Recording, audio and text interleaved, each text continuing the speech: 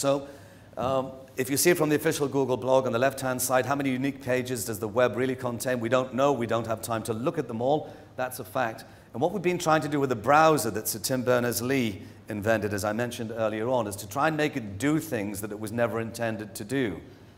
So what happens now is we tend to sidestep the browser. Google is asking everyone to try and help them to do their own job by speeding up the web for them. They've been working on a new protocol called SPDY. You can see that, unfortunately, HTTP was not particularly designed for latency. Furthermore, the web pages transmitted today are significantly different from web pages 10 years ago and demand improvements. 1 year ago, Google engineers stated that site speed was important in Google's algorithm. That is bullshit. I'm sorry, that's a technical term, by the way. Recently, Google announced a new format, a lossy format for images called WebP, which will, an image will download quicker, 40% quicker than a JPEG. Basically, what you can see is that Google's invested so much money in this infrastructure in HTTP that just like they needed SEO to help them crawl the web, they now need us to help speed up the web because of the amount of money that they've invested. And yet the end user doesn't really care that much. They're changing. Collective intelligence is very, very important. People are looking for or searching for information in entirely different ways. That final line at the bottom, information seeking via a chain of trust. This search engine, Naver, is the largest search engine in South Korea. More people ask questions and get answers there than they do queries for algorithmic results because this is verifiable information. Can you elaborate on the technical term of bullshit for speeding up? That's what I the whole process of HTTP means that you have to have this kind of politeness. So, for instance, if Google wanted to crawl the whole of the New York Times website, for instance, which, again, I think they're not allowed to do that. But if they wanted to do that every week, they'd have to hit the New York Times so hard, so frequently, the likelihood is that they would bring the website down. They would take up all of the bandwidth. Two things would happen there. Either they're going to get sued for bringing the website down, yeah, or there's going to be a technical problem in that you can't get to read the New York Times because it's too busy serving up pages for Google. So if they can't hit you quickly enough, basically what they're saying is, well, we'll just tell everybody to make their websites faster. You know, a JPEG, I say bullshit, a JPEG, I'm sitting with a broadband connection. It appears like that for me. It doesn't for a search engine crawler. So this is all about is propaganda in order to make people make the web faster so they can crawl it better, you know? So you see no proof that rankings go down if the site is poorly performing? Yes, they do. I would disagree entirely with that because it's about the relevancy of the content.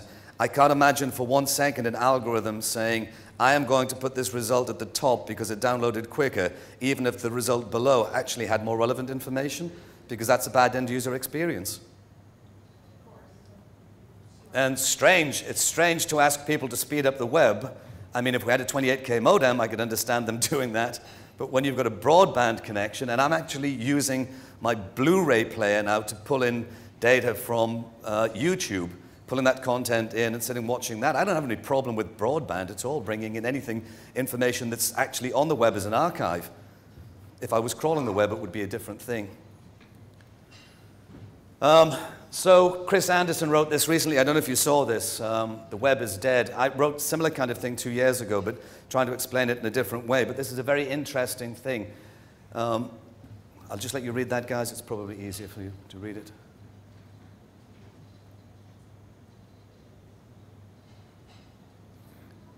So you've done all of this stuff, and you've used apps all of the time. The bottom line, you've spent the day on the internet, but not on the web.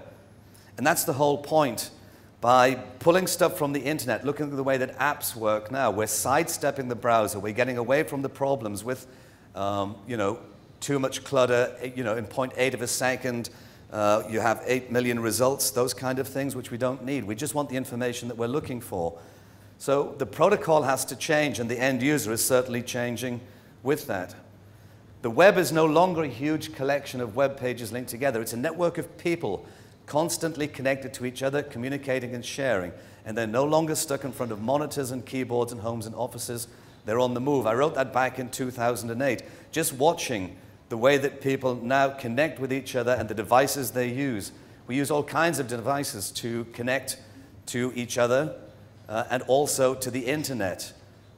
When the iPad first came out, you'll have seen Steve Jobs doing a demonstration of that, and when he did the demonstration, somebody saw the little blue triangle when he opened the browser saying that no flash, and everybody was talking about, wow, no flash in the browser, what's going to happen to our rich media ads? That's the end of advertising online. And yet there are 300,000 apps for the iPad. How often do you open the browser? Everybody's accessing their information in an entirely different way.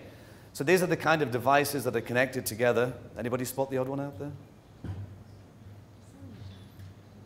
I only put that in just to see if you're paying attention, that's all. Or did you spot the odd one out? Oh. Now I'm having problems, hang on. Yeah. When you're ready? Oh shit. It's another technical term.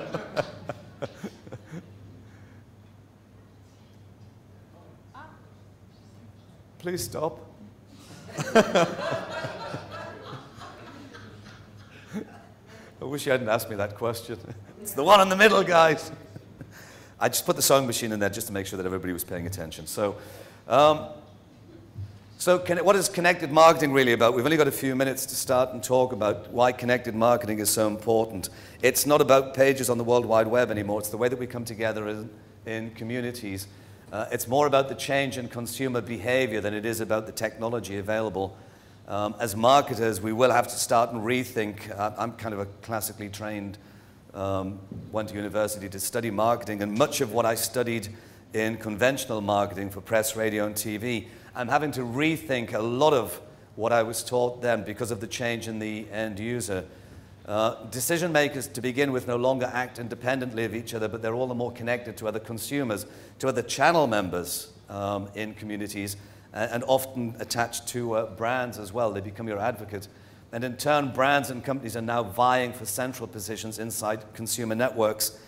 Do I need to be number one at Google? That's a great place to be. Do I need to be really popular at Facebook? Probably even more important, you know.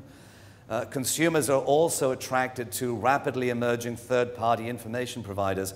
If you think about the amount of information that you receive, wherever you get it from, whichever the information provider is, you certainly do try and verify that by either looking at other ratings and reviews or checking with your friends online or tweeting saying, I'm going to buy one of these. Does anybody have one? Those kind of things. So it's an entirely different kind of marketplace now. Social network analysis is becoming very, very big in research in marketing now, mainly because of the type of stuff that I was talking about earlier on. All of that social network analysis that was applied to pages on the web is now being applied to communities. It goes back a very, very long way. You can see the way that it maps together. I started with this particular book a long time ago, John Scott's Classic Handbook. It's still available. I checked, actually. It's $135 for 200 pages, so you really have to be interested in the subject to go ahead and to buy it. I want to come back to this very quickly before I finish this and hopefully have some time for a few questions.